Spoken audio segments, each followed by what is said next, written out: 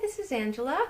Hope you guys had a great 2 days that resembled a weekend. This is the 7th segment of Downtime Waste, and it's about motion. In the 5th segment, I talked about transportation waste related to moving objects.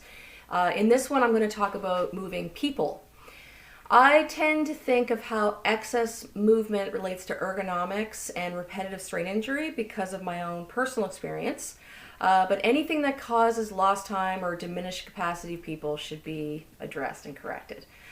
Sometimes people actually are so busy they don't really pay attention to how much excess moving they do in the run of a day, like repeatedly walking across the room to get a common tool or having to grab things that are out of reach.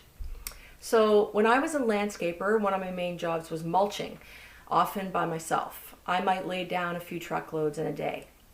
The routine was to climb up onto the truck bed, shovel the mulch into the wheelbarrow, jump down, and then wheel and dump it into the garden bed. Once I got about 6 wheelbarrows in, I would change gears and spread the mulch around, and then jump up and start shoveling again.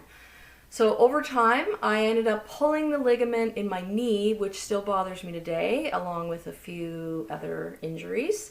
Now I tried just shoveling all the mulch onto a tarp on the ground to avoid climbing up and down. But this caused transportation waste and lost time having to move the mulch twice. Once onto the tarp on the ground and then from the ground into the wheelbarrow. I wasn't strong enough to pull the tarp full of the mulch onto the ground by myself. I've seen a lot of people, especially younger workers, compromise their health and safety for the sake of efficiency, but that's another story.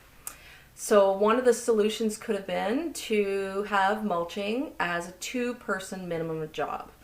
I didn't insist on this, and I let it happen because I wanted to show that I could work as hard as the guys.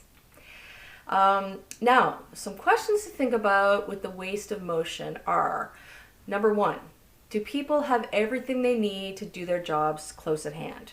Are you seeing people walk back and forth in the workshop or the work site to get common tools and equipment?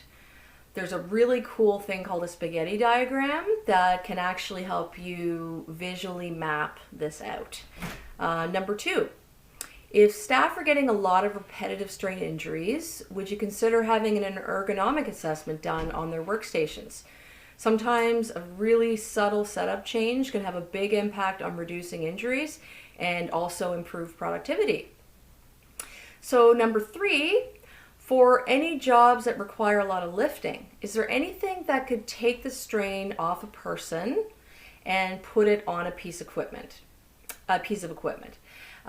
Is safe lifting part of the onboarding process? So thanks for listening.